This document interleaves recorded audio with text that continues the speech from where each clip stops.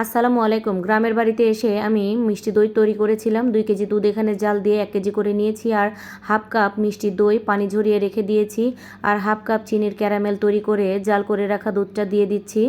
এখন 1 মিনিট নেড়ে এটাকে কুসুম গরম অবস্থায় থাকতে হবে। আর আমি যে দইটা পানি ঝরিয়ে রেখেছিলাম সেটাকে ভালো করে হ্যান্ড উইস্ক দিয়ে ফেটিয়ে ওই দুধের সাথে খুব সুন্দর করে মিশিয়ে নেব। এখানে হাফ কাপ চিনি ক্যারামেল করে নেওয়া হয়েছে, আর হাফ কাপ মিষ্টির দই পানি ঝরিয়ে রাখা হয়েছে। এখানে মিষ্টির পরিমাণ একদমই পারফেক্ট আছে। দইটা দিয়ে দেওয়ার পরে আমি মিনিট 5 এভাবে ফেটিয়ে নেব, ফেটিয়ে ফেনা তুলে নেব। আগে থেকে একটা মাটির পাত্র আমি শুকনা কাপড় দিয়ে মুছে রেডি করে রেখেছিলাম, সেখানে ঢেলে দেব। দইটা মাটির চুলায় তৈরি করছি, তাই মাটির চুলায় অনেক হিট আছে। এখন আমি একটা কড়াইতে কাপড় বিছিয়ে দিয়ে পাত্রটা বসিয়ে ঢেকে রেখে দেব 5 ঘন্টার জন্য।